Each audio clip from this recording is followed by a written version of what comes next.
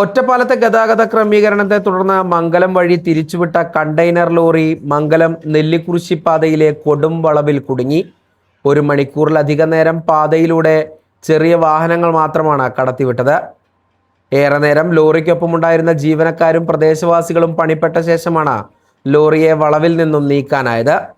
പാലക്കാട് ഭാഗത്തു നിന്നും നെല്ലിക്കുറിശിയിലേക്ക് കന്നുകാലികളെ കയറ്റി വരികയായിരുന്ന ലോറിയാണ് ഗതാഗത നിയന്ത്രണത്തെ തുടർന്ന് മംഗലം വഴി കടന്നു പോകുന്നത്. എസ് വളവിൽ ലോറി തിരിക്കാനോ പിറകോട്ടെടുക്കാനോ കഴിയാതെ വന്നതോടെ കുടുങ്ങിക്കിടക്കേണ്ടി വന്നു. പിന്നീട് ലോറിയിലുണ്ടായിരുന്ന കാലികളെ ഇറക്കിയ ശേഷമാണ് ഏറെ നേരത്തെ ശ്രമത്തിനൊടുവിൽ ലോറിയെ കുടുങ്ങിയ സ്ഥലത്തു നിന്നും നീക്കാനായത്. വലിയ വാഹനങ്ങൾ ഇതുവഴി കടന്നു പോകുമോ എന്നറിയാതെയാണ് ഗതാഗത നിയന്ത്രണത്തിലൂടെ വാഹനങ്ങൾ ഈ വഴി കടത്തിവിടുന്നെന്ന ആക്ഷേപവും ഉണ്ട്. News for you online, Ottapalam. ഒന്നുമല്ല, ഇപ്പൊ നമ്മുടെ ഒറ്റപ്പാലത്ത് ആ ഒരു പാലത്തിന്റെ പണി നടന്നുകൊണ്ടിരിക്കല്ലേ. അപ്പോൾ അവിടെ മംഗല ഹൈവേന്ന് പോലീസുകാര് വണ്ടികൾ വഴി തിരിച്ചു വിടുന്നുണ്ട്.